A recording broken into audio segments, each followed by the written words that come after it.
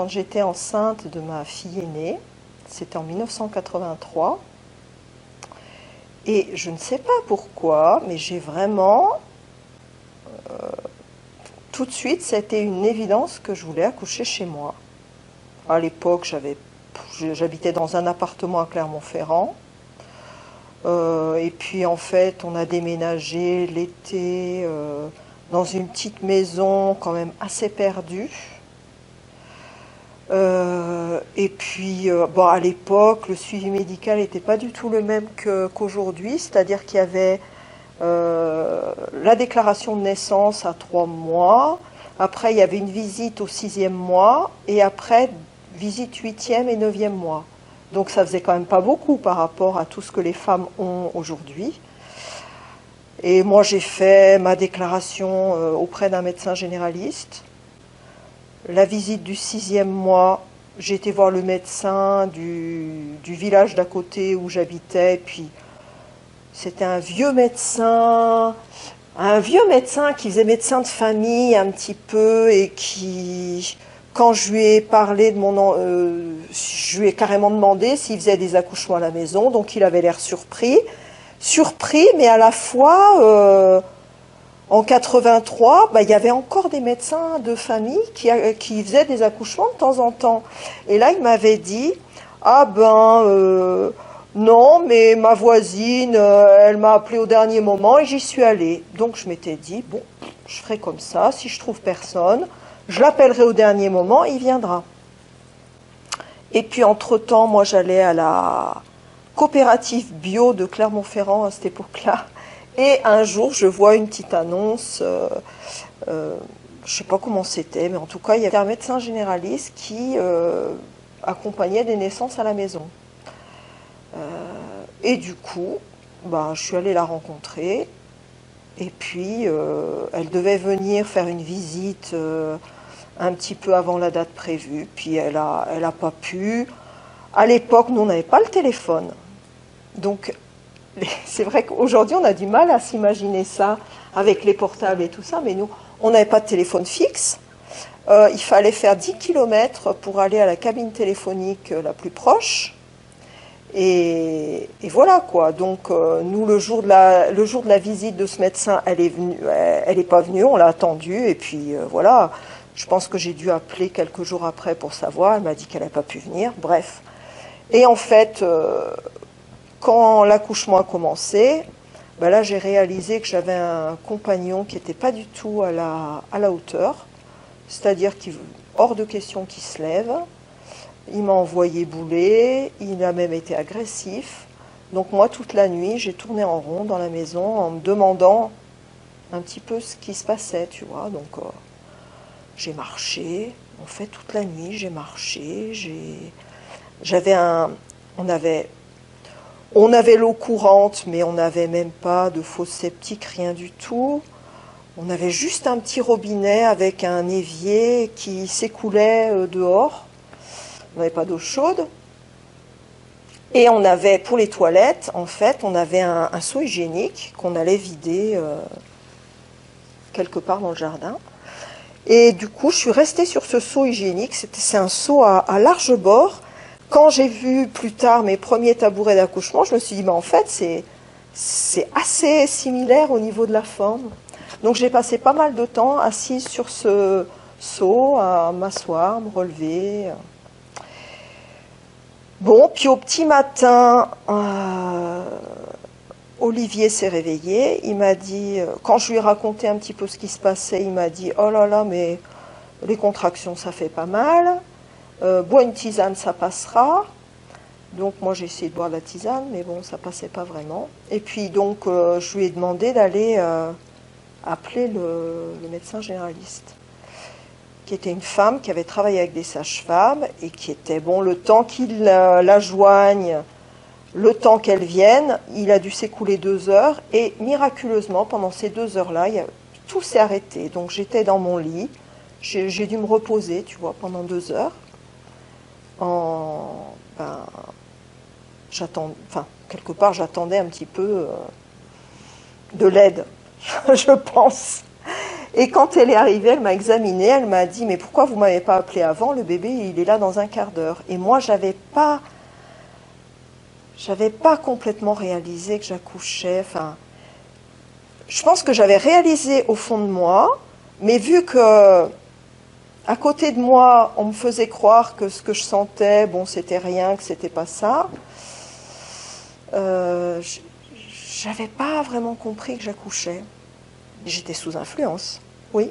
Avec cet homme-là, j'étais sous influence. Ce que j'ai vécu, c'était des violences conjugales, des violences qui étaient psychologiques. Mais ça, malheureusement, je pense que la grossesse, alors ça a dû peut-être s'accentuer ou se traduire différemment pendant la grossesse. Je pense que je l'ai su tout de suite. Mais c'est comme si je voulais pas le voir, je voulais pas, et que quand même l'accouchement, ça a été vraiment, non, c'est pas possible. C'est comme si j'avais jusqu'à ce moment-là, enfin, peut-être je m'étais illusionnée, mais quand j'ai vu que cet homme, il était même pas capable d'être là, alors que cette décision d'accoucher à la maison, elle était commune, je m'imaginais pas du tout qu'il pouvait ne pas être là du tout. Et ouais, pas être là. Et puis après, il y a eu d'autres choses après l'accouchement, des choses qui se sont passées. Je me suis dit, mais je peux absolument pas compter sur lui, quoi. Il faut que je me débrouille seule. Donc cette femme médecin, elle a rompu la poche des os. Et là, les contractions sont remises à très fortes. Et là, très fortes. Et bon, je me suis accroupie. Donc elle me tenait la main. Elle a dû me dire juste un mot, respire. J'avais pas besoin de grand chose, mais juste d'avoir quelqu'un avec moi qui me dit respire. Et puis là, j'ai été prise quand même je cherchais une confiance que j'avais absolument pas eue depuis le début de l'accouchement. J'avais besoin même d'un support physique. Je sais qu'elle s'est accroupie avec moi sur le lit, qu'on s'est pris les mains. Et puis après, j'ai pu me laisser aller. Et j'ai cru que c'était hyper puissant. Moi, j'ai cru que j'allais mourir. Ça a été assez rapide. Et après, le bébé est né. Et là, c'était incroyable. Magnifique, quoi, de passer à ce truc-là où tu penses que tu vas mourir et à un extase complet de voir un bébé qui est sorti de toi. C'est incroyable. Et qu'à ce moment-là, tout s'arrête et tu vois que cet enfant-là. Alors, moi, j'ai été étonnée parce que ma fille, elle hurlait. Et comme j'avais vu quand même le film de Le Boyer, Naissance sans violence, j'avais vu aussi un autre film, Regarde, elle a les yeux grands ouverts, qui a été fait par le MLAC d'Aix-en-Provence, sur une naissance à domicile. Donc moi, je m'attendais vraiment à voir un bébé qui sorte tout tranquille. Et là, elle hurlait. Donc j'ai été un peu étonnée de voir ce bébé qui hurlait. Et puis bon, elle s'est petit à petit calmée. Et puis moi, je me souviens de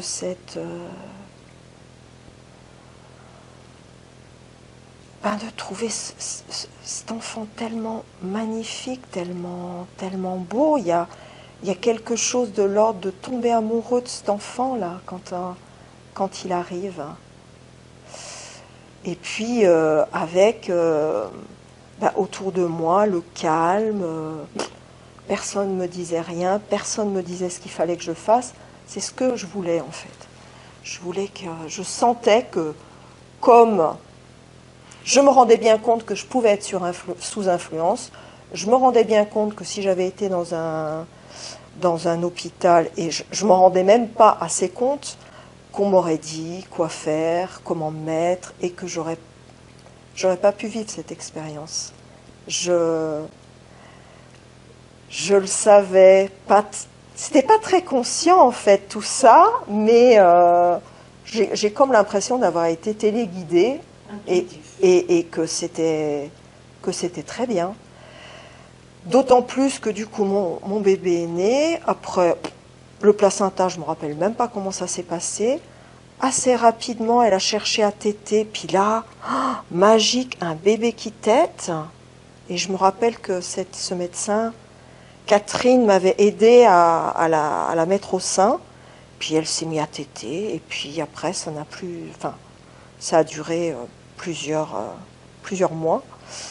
Et, et après, elle est partie. Et on a été. Enfin, elle est revenue me faire une injection parce que j'étais Rhésus négatif et que Gaël était Rhésus positif. Donc j'ai eu droit à une injection. Elle est revenue pour me faire cette injection et pour faire une visite du bébé quelques jours plus tard. Mais sinon, j'ai eu aucun conseil, aucun support, aucun. Et quelque part, c'était bien aussi de se débrouiller seul.